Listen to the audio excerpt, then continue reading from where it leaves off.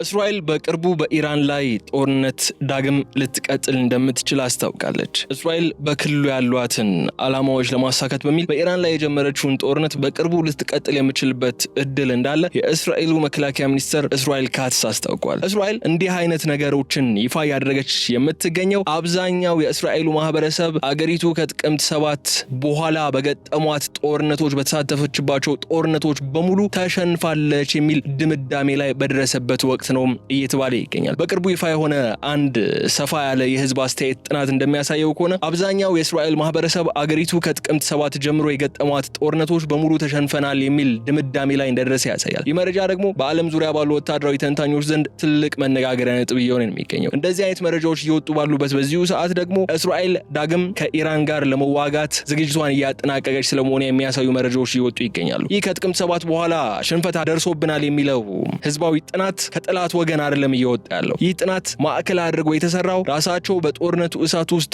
ባሉና የአገሪቱን የመከላከል አቅም እንደ ብረት ጽኑ አድርገው በሚቆጥሩ እስራኤላውያን ዜጎች መሆኑ ደግሞ በከፍተኛ ሁኔታ ግርምትን ፈጥሯል። ያ የጥናቱ ውጤት የሚያሳየው እስራኤል ባለፉት 10 ዓመታት የገነባቸው ኢንቪንሲቢሊቲ ወይም የማትበገር ሀገር ነች የሚለውን ስብዕና እንዲሁም በቴክኖሎጂ የላቀው የደህንነት መዋቅሯ አሁን በህዝቡ ዘንድ ያላትን አመኔታ በታሪካዊ አጋጣሚ ዝቅተኛ ደረጃ ላይ መድረሱን ያሳያል። የጥናቱ ውጤት ዝርዝር ስንመለከተው ምን ይላል መስላችሁ? ይህ የሽንፈት ስሜት የመነጨው ከጥቅምት 7 ድንገተኛ ጥቃት ማግስት ጀምሮ በነበሩት ወታደራዊ እንቅስቃሴዎች ውጤት አልባነት ነው ይላል። እስራኤላውያን ጦርነቱ ሲጀመር መንግስታቸው የገባውን ሐማስን ሙሉ በሙሉ አጠፋለሁ የሚለውንና እስራኤላውያን ታጋቾችን ያለምንም ቅድመ ሁኔታ እመልሳለሁ ወይም አስመልሳለሁ የሚለውን ቃል መሬት ላይ ካለው እውነታ ጋር ሲያነጻጽሩት ክፍተቱ የሰፋው ነው እንዳገኙት ያነሳሉ። ይህም ደግሞ በህዝቡ ውስጥ ጦርነቱን እየመራን ሳይሆን በጦርነቱ እየተመራን ነው የሚል ጥልቅ ስጋት እንደፈጠረባቸው ተነስቷል። ሽንፈቱ የሚለካው በጠፋው ሰው ኃይል ወይም በሞተው ሰው በወደመው ንብረት ብቻ ሳይሆን አገሪቱ ጠላቶቿን የመመከት አቅሟን በማጣቷና ከዚህ ቀደም እስራኤል የነበራትን ተፈሪነት አሁን ዜጎቿ በራሳቸው አገራቸው ራሷን የምታስጠብቅበት የምትከላከልበትን አቅሟ እንዳጣች እያመኑ ይገኛል የሚለው ነጥብ ነው በከፍተኛ ሁኔታ ትኩረት ስቦ ያለው። ስለዚህ በዛሬው የልዩ ጥንቅር ቆይታችን የእስራኤል ህዝብ በተደጋጋሚ በጦርነቶች ሽንፈት እያስተናገድን ነው የሚል እምነት እያሳደረ ባለበት በዚህ ሰዓት እስራኤል ግን ዳግም ከኢራን ጋር ወደ ግጭት ልትገባ የምትችልበት እድል ስለመኖሩ እየገለጸች ትገኛለች የሚለውን ነጥቦች ነው በስፋት የምናነሳው። ስለዚህ አብራችሁን በመቆየት እንድትከታተሉን ጋብዛችኋለሁ። የገበያ ሚዲያን የዩቲዩብ ገጽ ሰብስክራይብ ማድረጋችሁ እንዳትዘነጉ፣ ቪዲዮንም ላይክ አድርጉ። ሐሳብ አስተያየታችሁን በኮሜንት መስጫው ላይ እንድታስቀምጡልኝ ጋብዛለሁ። ከተከታታይ አጭር መሸጋገሪያ በኋላ ተመልሰን ስንመጣ በዝርዝር ጉዳዮች ነው የሚሆነው። ስለዚህ አብራችሁን ቆዩ።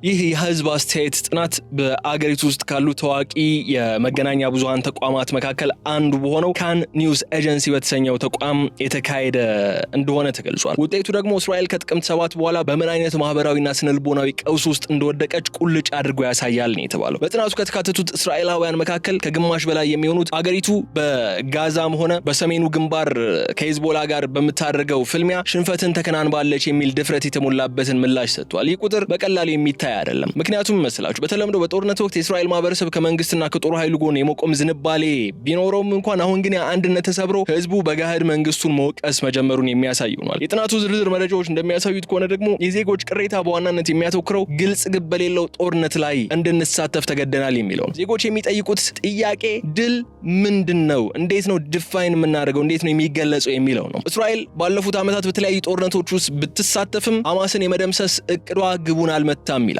ከሐማስ ጋር ወይም በጋዛ ውስጥ የነበረው ጦርነት at the end of the day ሐማስ ትጥቁን ይፈታል በሚል አይነት ስምምነት ነው ድምዳሜውን ያገኘው። በጥናቱ ላይ ከተሳተፉት መካከል አብዛኞቹ እንደሚገልጹት ከሆነ መንግስት ለህዝቡ የሚሰጠው መግለጫና መሬት ላይ ያለው እውነታ ሰማይና ምድር ናቸው የሚል እምነትን ይዟል። ይህ ደግሞ በዜጎች ዘንድ መንግስት እውነቱን እየነገረን አይደለም የሚል ትልቅ ጥርጣሬ እንዲፈጠርባቸው አድርጓል። ከዚህ በተጨማሪ ደግሞ ጥናቱ በዝርዝር የሚያስቀምጠው ሌላኛው ነጥብ መስላችሁ የጦርነቶቹ ርዝመትና አዙሪት ብሎም ያስከተሉት ውጤት ነው። እስራኤላውያን በታሪካቸው አጫጭርና ፈጣን ድል የሚገኝባቸውን ጦርነትን ነው የለመዱት። አሁን በተለያዩ ጊዜያት የሚገቡባቸው ጦርነቶች እየተራዘሙ የሰው ኃይልና ኢኮኖሚ ኪሳራቸው ደግሞ እየጨመረ ነገር ግን ደግሞ የሚጨበጥ ድል ሳይገኝባቸው መቅረቱ የህዝቡን ትዕግስት እንዳስጨረሰ ጠቁሟል። በጥናቱ ውስጥ የተካተቱት ወጣቶችና ሪዘርቭ የሚባሉ የአይዲኤፍ አባላት ሳይቀሩ ጦርነቶቹ ሀገሪቱን ወደ ጥልቁ እየመሯት እንደሆነ ያላቸውን ስጋት ይገልጻሉ። ይህ ህዝብ ድምጽ የሚያረጋግጠው ደግሞ የእስራኤል መንግስት የጦርነቶቹን ናሬቲቭ ወይም ተረክ ሙሉ በሙሉ መቆጣጠር እንደተሳነውና ህዝቡ የራሱ የራሱን ነባራዊ እውነታ መመልከት እንደጀመረ ነው። ይህ ደግሞ በግልጽ የሚያሳየው መሰላችሁ የእስራኤል ህዝብ አሁን የሚፈልገው ባዶ ተስፋ እንዲሁም ቃል መግባትን ሳይሆን አገሪቱ ከዚህ የአዙሪት አዘቅት የሚያወጣ እውነተኛ ግልጽ የሆነ መፍትሄ እንደሆነ ያስተምራል። በጥናቱ መሰረት ለእስራኤል ህዝብ ሽንፈት ማለት በጦር ሜዳ የሚወሰን ወታደራዊ ውጤት ብቻ አይደለም። ይልቁንም አገሪቱ ዜጎቿን የመጠበቅና ደህንነታቸውን የማረጋገጥ ስምምነት ወይም አቅሟ ማጣቷን ነው። ዜጎች ሽንፈቱን የሚለኩት በሶስት ዋና ዋና መለኪያዎች ነው ይላል ጥናቱ። አንደኛው በተለያዩ አጋጣሚዎች የሚገደሉና የሚታገቱ እስራኤላውያን ጉዳይ ነው። የደህንነት ቀጠናዎች አሁን ፈርሰዋል፣ ዜጎችም የስነልቦና ስብራት እያጋጠማቸው ነው ያለው የሚል ጉዳይ ነው ያነሳሉ። እነዚህ ነጥቦች በእስራኤል ማህበረሰብ ውስጥ ጦርነቶቹ ግባቸውን እንዳልመቱ ትልቅ ማሳያዎች ሆነው ቀርበዋል። በመጀመሪያ ደረጃ እነዛ እስራኤላውያን የሚያነሱት በጋዛ ታግተው የነበሩት እስራኤላውያን ጉዳይ ነው። የነዛ እስራኤላውያን ጉዳይ እንደ ትልቅ ሽንፈት ማሳያ ዋነኛ ምልክት አድርገው ይወስዱታል። ለአማካይ እስራኤላዊ አንድም ታጋች በጋዛም ይሁን በሌላ ቦታዎች ታግቶ ለረጅም ጊዜያት በዋሻዎች ውስጥ መቆየት የሚባለው ነገር ብሎም ታጋቾች በአጋቾቻቸው እጅ ላይ የሚሞቱበት እድል እስካለ ድረስ ድል የሚባል ነገር አይታሰብም ይላሉ። ጥናቱ እንደሚያሳየው ከሆነ መንግስት በጋዛ ጦርነት ወቅት ታጋቾችን ለማስመለስ የነበረው ተነሳሽነትና የሰጠው ቅድሚያ ዝቅተኛ መሆኑ በድርድሩ ላይ የታየው መጓተትም በህዝቡ ዘንድ ለትልቅ ሞራላዊ ሽንፈት ተቆጥሮ ቆይቷል። ዜጎቹን ማስከበርና በቀላሉ ማስመለስ የተለያዩ ኦፕሬሽኖችን አድርጎ ማስፈታት የማይችል ሀገር እንዴት ነው አሸነፍኩ ሊል የሚችለው የሚል ጥያቄም እንዲነሳ አድርጓል። ከዚህ ቀደም እስራኤል እንደምናውቀው ነው ዜጎቿ በተለያዩ አስከፊ ሁኔታዎች ውስጥ በገቡበት ሰዓት እንኳን በአጭርና ድንቅ በሚሰኙ ዓለምን የሚያስገርሙ እጅህን በአፍ ላይ እንድትጭን በሚያደርጉ ኦፕሬሽኖች የታገቱ የታሰሩ ዜጎቿን ስታስለቅቅ ነው የምናውቃት እስራኤል። በጋዛ ግን ይህንን ነገር ለማድረግ ተስኗት ለረጅም ጊዜ ስትፍጨረጨር ነው የተመለከትናት። ይህ ጉዳይ በመንግስትና በዜጎች መካከል ያለውን የቆየ እምነት ክፉኛ እንዳናጋው ተጠቅሷል። በሌላ ደረጃ ደግሞ ሁለተኛ ላይ የተቀመጠው ጉዳይ የደህንነት ቀጠናዎች መፍረስና ለእስራኤላውያን አስጊ ቦታዎች መብዛታቸው የሚያነሳው ጉዳይ ነው። ከጥቅምት 7 በኋላ በደቡብም ሆነ በሰሜን እስራኤል የሚኖሩ ዜጎች ቀያቸውን ጥለው እንዲሰደዱ በተደጋጋሚ ተገደዋል። በታሪክ ለመጀመሪያ ጊዜ እስራኤል በገዛ ግዛቷ ውስጥ ተፈናቃዮች የምታስተናግድ ሀገር ሆናለች። በጥናቱ ላይ ምላሽ የሰጡ ዜጎች እንደሚሉት ከሆነ መንግስት ድንበሩን ማስከበርና ዜጎችን በሰላም ወደ ቤታቸው እንዲመለሱ ማድረግ አለመቻሉ ትልቅ የሽንፈት ማረጋገጫ ነው ብለው ይቆጥሩታል። በከዚህ ቀደም ጦርነቶች ሐማስን ሙሉ በሙሉ መደምሰስ ቀርቶ እስራኤላውያን በገዛ ሀገራቸው ሰላማዊ እንቅልፍ እንዳይተኙ እንዲገደዱ አድርጓል። ከሂዝቦላ ከኢራን ጋር የምትገጥማቸው ጦርነቶች ሰላማዊ እንቅልፍ እስራኤላውያን እንዲያጡ አድርጓል የሚል ሌላ ነጥብ ያነሳሉ። ሽንፈቶቹ የሚታየው በሰዎች አይን ውስጥ ባለው ስጋትና በወደፊቱ ሁኔታዎች ላይ ባላቸው ተስፋ መቁረጥ ውስጥ ነው። እስራኤል ጠላቶቿን እጃቸው እንዲሰበስቡ ፈርቷት እንዲቀመጡ የማድረግ አቅሟን አጣለች የሚለው አስተሳሰብም በስፋት እየተቀነቀነ ይገኛል። ዜጎች እንደሚሰማቸው ከሆነ አሁን አገሪቱ አቅጣጫዋን ስታለች፣ ግልጽ የሆነ የመውጫ መንገድም የላትም የሚል ነጥብ ነው የሚያነሱ። ይህ የሚነግረን ደግሞ መስላችሁ ሽንፈቱ በጦር መሳሪያ ብዛት የሚቀለበስ ሳይሆን በህዝብ ልብ ውስጥ የጠፋውን ደህንነትና ክብር የመመለስ ከባድ ፈተና መሆኑን ነው የሚያሳየን። በዚህ ምክንያትም ነው ለእስራኤላውያን ሽንፈት ማለት ጦርነቱ በድል ወይም ወታደራዊ በሆነ መንገድ የበላይ ሆነ መውጣታቸውን ብቻ አይደለም፣ ጦርነቱ የፈጠረው ጠባሳ የማይድን መሆኑና የተለያዩ ጦርነቶች በተደጋጋሚ መከሰታቸው አንዱ ጦርነት ሳያልቅ ሌላ ጦርነት የሚጀመርበት አዝማሚያ እስራኤላውያን ስነልቦናዊ ሽንፈት እንዲያጋጥማቸው እያደረገ ይገኛል ይላል ጥናቱ። ጥናቱ በግልጽ እንደሚያሳየው ከሆነ የእስራኤል ህዝብ ለገጠመው ወታደራዊና ስነልቦናዊ ውድቀት ቀጥተኛ ተጠያቂ የሚያደርገው ቤንጃሚን ኔታንያሁ የሚመራው የእስራኤል መንግስት ነው። ይህ የህዝብ ቁጣ የሚመነጨው ደግሞ መንግስት ጦርነቱን የሚመራበት መንገድ ከአገራዊ ደህንነት ይልቅ በጠባብ የፖለቲካ ፍላጎቱ ላይ የተመሰረተ ነው ከሚል ጽኑ እምነት ነው ይላል። ለአማካዩ እስራኤላዊ አሁን ያለው አመራር አገሪቱን ወደ ድል ሳይሆን ወደ ማያልቅ ምስቅልቅል እየመራት ይገኛልም ይላል። የጥናቱ ዝርዝር ውጤት ስንመለከተው የዜጎች ትልቁ ቅሬታ የመንግስት ውሳኔ አልባ ወይም ኢንዲሲሲቭነስ ላይ ነው የሚያተኩረው። በተለያዩ አጋጣሚዎች የሚከፈቱ ጦርነቶች ወራት እያስቆጠሩ ከጦርነቱ በኋላ ባሉ ሁኔታዎች ደግሞ ግልጽ እቅድ አለመኖሩ በመንግስት ካቢኔ ውስጥ ያለው መከፋፈል ህዝቡ ዘንድም ትልቅ ውድቀት እንዲፈጠር አድርጓል። ዜጎች እንደሚረዱት ከሆነ አሁን አመራሩ በጦር ሜዳ የሚገኘውን መስዋዕትነት ወደ ፖለቲካዊ ድል የመቀየር ብቃት የለውም ብለው ያምናሉ። ይህ በሰራዊትና በፖለቲካዊ አመራር መካከል ያለው ግንኙነት ደግሞ ክፉኛ እንዲሻክር አድርጎታል ተብሎ ታምኗል። በጥናቱ ላይ ምላሽ የሰጡ አብዛኞቹ እስራኤላውያን እንደሚሉት ከሆነ መንግስት ጦርነቱን የሚያራዝመው ለአገር ጥቅም ሳይሆን የኔታንያሁ መንግስት ከወደቀ ሊመጣ የሚችለውን የፖለቲካ ተጠያቂነት ለመሸሽ ነው ይላሉ። ሌላኛው ነጥብ ደግሞ በመንግስትና በህዝብ መካከል ያለው ማህበራዊ ውል ወይም ሶሻል ኮንትራክት መፍረስ ነው። በእስራኤል ታሪክ መንግስት ዜጎችን የመጠበቅ ቃል ኪዳን ነበረው። ጥቅምት 7 ሐማስ በፈጸመው ጥቃት የተከሰተው ክስተትና ከዚያ በኋላ የታየው የአመራር መደናገጥ ግን ይህንን ቃል ኪዳን አጥፍቶታል ብለው ያምናሉ። ኢራንም በቀላሉ የተለያዩ የእስራኤልን አካባቢዎች በማጥቃት በርካታ እስራኤላውያን ወደ ጭንቅ እንዲገቡ አድርጋ መቆየቷ የምናስታውሰው ጉዳይ ነው። ህዝቡ የመንግስትን መግለጫዎች እንደ እውነት ሳይሆን እንደ ፕሮፓጋንዳ ማየት ጀምሯል። እንደዛ አይነት ነገሮች እየተስተዋሉ ነው ይላል። ይህ ደግሞ በዜጎች ዘንድ መሪ የሌለው አገር ውስጥ የመኖር ስሜትን እንዳይፈጥር ስጋትን አጭሯል ነው ያሉት። በተለይ ደግሞ የኔታንያሁ መንግስት በአገሪቱ ውስጥ ያለውን ፖለቲካዊ መከፋፈል በማባባሱ ምክንያት ጦርነቱ ዜጎችን አንድ ከማድረግ ይልቅ ይበልጥ እንዲራራቁ አድርጓቸዋል ይላል። በጥናቱ መሰረት አብዛኛው እስራኤላዊ አገሪቱ አሁን ባለችበት ሁኔታ ትልቁ ስጋቷ ከውጭ ጠላቶች ይልቅ የውስጥ የአመራር ድክመት መሆኑ በጽኑ ያምንበታል። ይህ የፖለቲካ አመራሩ ድቀት ደግሞ ሽንፈቱ በጦር ሜዳ ብቻ ሳይሆን በዲሞክራሲያዊ ተቋማትና በመሪነት ስነ ምግባር ላይም መከሰቱን ሊያረጋግጥ ይችላል። በአጠቃላይ ግን እስራኤል ከወታደራዊ ሽንፈት በላይ በአመራርና በመተማመን አዘቅት ውስጥ ነው ወድቃለች ተብሎ የሚታመነው። በዚህ ሰዓት እስራኤላውያን አገራቸው በጋዛ የገጠማት ፈተና ብለውም አሁን ከሂዝቦላህና ከኢራን ያጋጠማት ጦርነት ለህልውናቸው የበለጠ አስጊ የሆነ መምጣቱን በጥናቱ ላይ በግልጽ አስፍረዋል።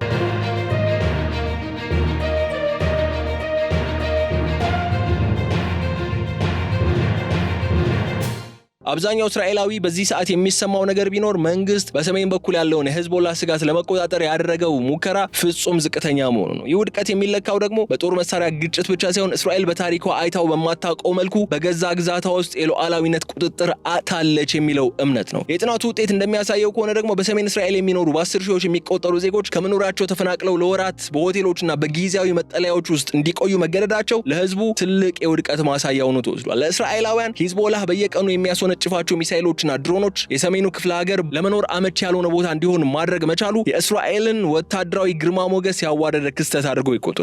በጥናቱ ላይ ምላሽ የሰጡ ዜጎች በምሬት እንደሚገልጹት ከሆነ መንግስት የገዛ ዜጎቹን በገዛ ድንበሩ ውስጥ በሰላም በነጻነት መኖር ካላስቻለ ጦርነቱን አሸንፊያለሁ የሚል ተረክ ምንም ትርጉም የለውም፣ ትርጉም የለሽ ነው እያሉ ነው ያሉት። ይህ ሁኔታ እስራኤል የነበራትን የተፈሪነት አቅም ሙሉ በሙሉ እንደተነጠቀች የሚያሳይ መራራ እውነት ሆኖም ተወስዷል። ከዚህ በተጨማሪ ደግሞ እስራኤል በሁለትና በሶስት ግንባር ጦርነት የመቅጠም አቅሟ በተመለከተ በህዝቡ ዘንድም ሌላ ጥርጣሬን ተጭሯል። በጥናቱ መሰረት እስራኤላውያን አገራቸው በጋዛ ያሳለፈችውን አድካሚ የሆነው ጦርነት በሰሜን በኩል ለሚነሳው መጠነ ሰፊ ጦርነት ዝግጁ እንዳትሆን አድርገዋታል። የኢራንን ሚሳኤሎችንም ለመከላከል አዳጋች የሆነባትና በርካታ ሚሳኤሎች የአየር መከላከያ ስርዓቱን አልፎ ለመግባት የቻሉት በዚሁ ምክንያት ነው የሚል እምነትን ይዟል።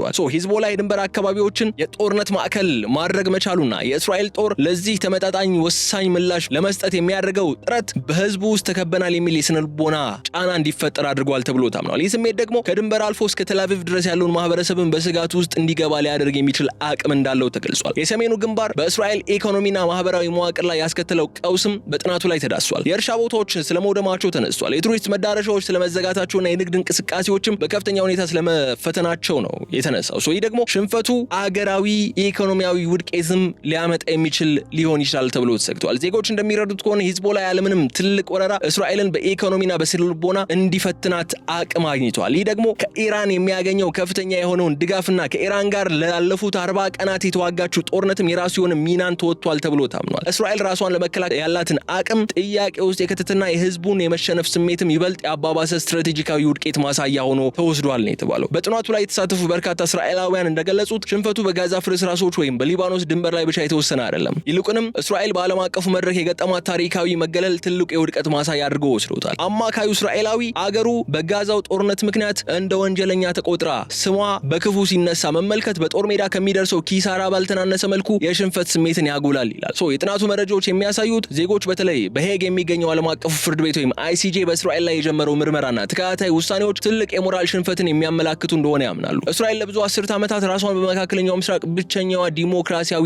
አገር በሚል ናሬቲቭ ነው አቁማ የቆየችው። አሁን ግን በዘር ማጥፋት ወንጀል ክስ ሲቀርብባትና በዓለም ዙሪያ በሚሊዮኖች የሚቆጠሩ ሰዎች በጎዳና ላይ ሲቃወሟት መመልከት በዜጎች ልብ ውስጥ ጦርነቱ በፍትሃዊነት ረገድም ሽንፈት እንድናስተናግድ አድርጎናል የሚል ድምዳሜ እንዲያገኙ አድርጓቸዋል። ይሄ ዲፕሎማሲ ሽንፈት ደግሞ አገሪቱ ያላትን የሞራል የበላይነት ወይም ሞራል ሃይ ግራውንድ በሙሉ እንዲናጋ አድርጎታል ተብሎ ታምኗል። ከዚህ በተጨማሪ ጥናቱ እስራኤል ከዋና አጋሯ ከአሜሪካ ጋር ያላት ግንኙነትም እንዲሻክር አድርጓል የሚል ነገር በህዝቡ ውስጥ የፈጠረው ከፍተኛ ስጋትም እንዳስሷል። ዜጎች እንደሚረዱት ከሆነውን ያለ አሜሪካ ወታደራዊና ዲፕሎማሲያዊ ድጋፍ እስራኤል ህልውናዋ አደጋ ላይ ይወድቃል የሚል እምነትን አሳድረዋል። ሆኖም ግን በጦርነቱ አያያዝ ምክንያት በዋይት ሃውስ እና በኔታንያሁ መንግስት መካከል ያሉ አንዳንድ አለመግባባቶች እስራኤላውያን ብቻችን ለመቆም እንገደድ ይሆን እንደ የሚል ስጋት እንዲያድርባቸው አድርጓል ብሏል። በጥናቱ ምላሽ የሰጡ ዜጎች እንደሚሉት ከሆነ መንግስት ዓለም አቀፍ ድጋፍን ማቆየት ካልቻለ አገሪቱ ወደ መገለል ማምራቷም ትልቅ ስትራቴጂካዊ ሽንፈትን ያከናንበናል ብለው ይሰጋሉ። ሌላኛው ነጥብ ደግሞ የዓለም አቀፍ ጫና በእስራኤላውያን የጉዞ የንግድና የትምህርት እድሎች ላይ ያሳደረ ያለው ተጽዕኖ ነው። ዜጎች በውጭ ሀገራት በሚሄዱበት ወቅት የሚገጥሟቸው